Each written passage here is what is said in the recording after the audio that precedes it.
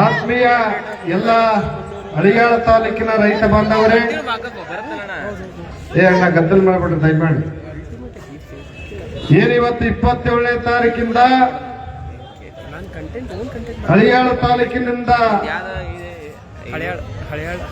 ಏನ್ ರೈತರ ಮನೆಗಳಿಗೆ ಹಳ್ಳಿಗಳಿಗೆ ಪಾದಯಾತ್ರೆ ಮೂಲಕ ಈ ಒಂದು ಕಾಳಿ ನದಿಯಿಂದ ನೀರನ್ನ ಎಲ್ಲಾ ಕೆರೆಗಳು ಮತ್ತು ಬಾಂಧಾರಗಳಿಗೆ ತುಂಬಿಸಲಿಕ್ಕೆ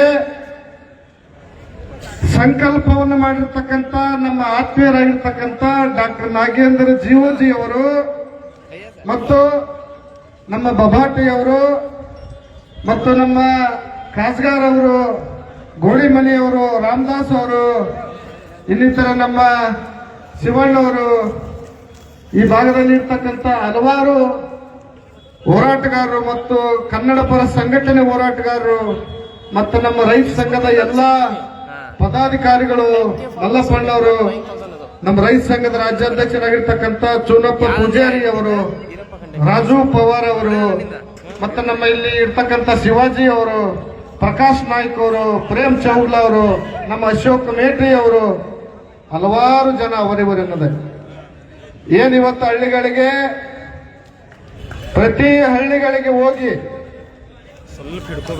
ಕಾಳಿ ನದಿಯಿಂದ 45 ಕೆರೆಗಳ ಅಭಿವೃದ್ಧಿ ಪಡಿಸಲಿಕ್ಕೆ ನೀರನ್ನ ತುಂಬಿ ಹೊಸ ಕಾಲುವೆಗಳು, ಎಡದಂಡೆ ಮತ್ತು ಬಲದಂಡೆ ಕಾಲುವೆಗಳು ಹೊಸದಾಗಿ ನವೀಕರಣ ಮಾಡಲಿಕ್ಕೆ ಈ ಭಾಗದಲ್ಲಿ ನೀರಾವರಿ ಸಮಸ್ಯೆ ಇರೋ ಕಾರಣಕ್ಕೆ ಸುಮಾರು 20 ದಿನಗಳ ಕಾಲ ಬೆಂಕಿ ಅಂತ ಬಿಸಿಲಲ್ಲಿ ಪಾಪ ಜೀವೋಜಿ ಮತ್ತು ಅವರೆಲ್ಲ ತಂಡ ನಿಜವಾಗಿ ಕೂಡ ಬಹಳ ನಮಗ ನೋವಾಗ್ತದ.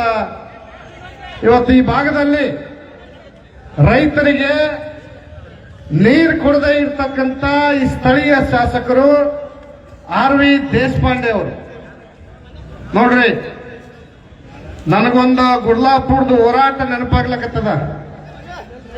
ಗುಡ್ಲಾಪುರ ಐತಿಹಾಸಿಕ ಹೋರಾಟದಲ್ಲಿ ಒಬ್ಬರು ಬಂದು ಬರ್ತ್ಡೇ ಮಾಡ್ಕೊಂಡು ಹೋದ್ರು, ಇನ್ನೊಬ್ರು ಬಂದು ಡೆತ್ ಡೇ ಮಾಡ್ಕೊಂಡು ಹೋದ್ರು. ಇವತ್ತ ಆರ್.ವಿ. ದೇಶಪಾಂಡೆ ಅವರ ಜನ್ಮದಿನ ಅದ. ನೀವು ಬಂದ್ರ ನಿಮಗೆ ಜನ್ಮದಿನ ಆಗ್ತದ, ನೀವು ಬರ್ದೇ ಹೋದ್ರ ಡೆತ್ ಡೇನೇ ಆಗ್ತದ ಅಂತಕ್ಕಂಥ ಅಳಿಯಾಳ ತಾಲೂಕಿನ ಎಲ್ಲಾ ರೈತರು ನಿಮಗೆ ತಿಳಿಸ್ತಾರ ಅಂತಕ್ಕಂಥ ಮಾತನ್ನ ಹೇಳ್ಬೇಕಾಗ್ತದೆ. ನೀವು ಬರ್ತ್ಡೇ ಮಾಡ್ಕೋಬೇಕಾದ್ರ ಏನು ಈ ಭಾಗದಲ್ಲಿ ಇರ್ತಕ್ಕಂಥ ಕೆರೆಗಳನ್ನ ಅಭಿವೃದ್ಧಿ ಪಡಿಸಲಿಕ್ಕೆ ತಾವು ಇಲ್ಲಿ ಬರಬೇಕು. ಇಲ್ಲ ಯಾವ ರೀತಿ ನಿಮ್ಮ ಪಕ್ಷದ ಸಕ್ಕರೆ ಸಚಿವರು ಶಿವಾನಂದ ಪಾಟೀಲ್ ಅವರು ಡೆತ್ ಡೇ ಮಾಡ್ಕೊಂಡು ಹೋದ್ರು ಗುಡ್ಲಾಪುರದೊಳಗ, ಅದೇ ರೀತಿನೇ ನಮ್ಮ ಛತ್ರಪತಿ ಶಿವಾಜಿಯವರ ಈ ಒಂದು ಸರ್ಕಲ್ ನಲ್ಲಿ ನಿಮಗೂ ಕೂಡ ಡೆತ್ ಡೇ ಮಾಡೇ ಮಾಡ್ತೀವಿ ಅಂತಕ್ಕಂಥ ಮಾತನ್ನು ಇವತ್ತು ನಾವು ಹೇಳ್ಬೇಕಾಗ್ತದೆ. ಯಾಕಂದ್ರೆ ಜೀವೋಜಿಯವರ ಮುಖ ನೋಡ್ರಿ, 20 ದಿನಗಳ ಕಾಲ ನಿರಂತರವಾಗಿ ಇವತ್ತ ಪಾದಯಾತ್ರೆ ಮೂಲಕ ತಮ್ಮೆಲ್ಲರ ರೈತರ ಬದುಕು ಹಸನಾಗಲಿ ಅಂತೇಳಿ ಇವತ್ತು ಪ್ರತಿ ಹಳ್ಳಿಗಳಿಗೆ ತಲುಪಿ ಈ ಭಾಗದಲ್ಲಿ ನೀರಾವರಿಗಾಗಿ ಏನಿವತ್ತು ರೈತರು ಸುಮಾರು ಬೋರ್ವೆಲ್ಗಳನ್ನ ಹಾಕೊಂಡು ಪ್ರತಿ ವರ್ಷ ಕೋಟಿಗಟ್ಟಲೆ ದುಡ್ಡು ಇವತ್ತ ಸಾಲದ ಹೊರೆಯನ್ನ ಅಳಿಯಾಳ ತಾಲೂಕಿನ ರೈತರು ಇವತ್ತು ಹೊರೆಯಿಂದ ಹೊರ್ತಾ ಇದ್ದಾರೆ. ರೈತರಲ್ಲಿ ನಾನು ಮನವಿಯನ್ನು ಮಾಡ್ತೇನೆ, ನೀವು ಬೋರ್ವೆಲ್ಗಳಿಗೆ ಮಾಡಿರ್ತಕ್ಕಂಥ ಸಾಲ, ಅದು ಸಾಲ ನಿಮ್ಮದಲ್ಲ, ಅದು ಸಾಲ ಆರ್.ವಿ. ದೇಶಪಾಂಡೆ ಹೊಡೆದು ಅಂತಕ್ಕಂಥ ಮಾತನ್ನ ಹೇಳ್ತೀನಿ. ಇನ್ನು ಮೇಲೆ ಏನಾದರೂ ನೀವು ಮಾಡಿರ್ತಕ್ಕಂಥ ಸಾಲವನ್ನು ಯಾರಾದ್ರೂ ಕೇಳಲಿಕ್ಕೆ ಬಂದ್ರೆ ನೇರವಾಗಿ ದೇಶಪಾಂಡೆ ಅವರ ಮನೆ ಮುಂದೆ ಕರ್ಕೊಂಡು ಬನ್ನಿ ಇನ್ ಮುಂದೆ. ಯಾಕಂದ್ರೆ ಸಾಲ ನಮ್ಮದಲ್ಲದು, ಸಾಲ ಆರ್.ವಿ. ದೇಶಪಾಂಡೆ ಅವರು ಮಾಡಿರ್ತಕ್ಕಂಥ ಸಾಲ ಅದು. ಯಾಕಪ್ಪ ಅಂತಂದ್ರ ಈ ಭಾಗದಲ್ಲಿ ರೈತರಿಗಾಗಿ ನೀವು ಕೆಲಸ ಮಾಡ್ತೀರಿ, ರೈತರನ್ನ ಈ ಭಾಗದಲ್ಲಿ ಉದ್ಧಾರ ಮಾಡ್ತಾರೆ, ರೈತರಿಗೆ ಅನುಕೂಲ ಆಗಲಿ ಅಂತ ಹೇಳಿ ನಿಮಗ 10 ಬಾರಿ ತಾವು ಚುನಾವಣೆಯನ್ನ ಸ್ಪರ್ಧೆ ಮಾಡಿರ್ತಕ್ಕಂಥ ಆರ್.ವಿ. ದೇಶಪಾಂಡೆ ಅವರು 9 ಬಾರಿ ತಾವು ಸ್ಪರ್ಧೆ 9 ಬಾರಿ ತಾವು ಚುನಾಯಿತರಾಗಿದ್ರಿ, 7 ಬಾರಿ ಸಚಿವರಾಗಿದ್ರಿ, 6 ಜನ ಸಿಎಂಗಳ ಜೊತೆ ತಾವು ಆಡಳಿತ ಮಾಡಿದಂತ ಬಹಳ ಹಿರಿಯ ತಾವು ರಾಜಕಾರಣಿಗಳು ತಮಗ ನಾಚಿಕೆ ಆಗ್ಬೇಕು ಅಂತಕ್ಕಂಥ ಮಾತನ್ನ ಇವತ್ತು ಹೇಳ್ತಾ ಇದ್ದಾರೆ.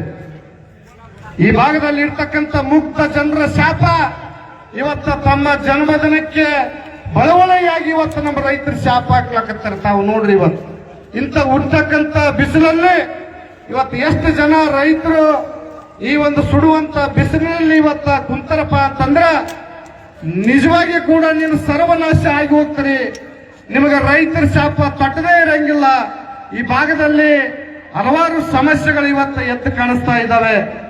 ನಿನ್ನ ಈ ಒಂದು ವಯಸ್ಸಿಗೆ ತಕ್ಕಂತೆ ತಾವು ಈ ಒಂದು ಆಡಳಿತವನ್ನ ಮಾಡಬೇಕಾಗಿತ್ತು. ರೈತರಿಗೆ ಈ ಭಾಗದಲ್ಲಿ ಸಾಲದ ಸುಳಿಯಲ್ಲಿ ತಾವು ಧುಮುಕಿ ಇವತ್ತು ಅವ್ರನ್ನ ದೊಬ್ಬಿ ತಾವು ಆರಾಮಾಗಿ ಏನದ ಬೆಳಗ್ಗೆ ನಮಗೆ ಸೂಚನೆ ಗೊತ್ತಾಯ್ತು. ಯಾಕಂದ್ರೆ ಇಲ್ಲೇ ಒಂದು ಬಂದು ಪಟಾಕಿ ಹೊಡೆದ್ರು. ಆ ಪಟಾಕಿ ಅರ್ಥ 2 ನಮೂನೆ ಕೊಡ್ತದ. ದೇಶಪಾಂಡೆ ಅವರೇ, ಪಟಾಕಿ ನಾವು ಹುಟ್ಟಿದಾಗನೂ ಹೊಡಿತೀವಿ, ಮ್ಯಾಲ ವಾದಾಗನೂ ಹೊಡಿತೀವಿ ಅಂತಕ್ಕಂಥದ್ದು. ಅದಕ್ಕ ಈ ಪಟಾಕಿ ಯಾವ್ದು ಆಗ್ತದ ಅಂತಕ್ಕಂಥದ್ದು ಹಳಿಯಾಳ ತಾಲೂಕಿನ ರೈತರು ತೀರ್ಮಾನ ಮಾಡ್ತಾರ ಅಂತಕ್ಕಂಥ ಮಾತನ್ನ ನಾನು ಹೇಳ್ತೀನಿ ಇವತ್ತ.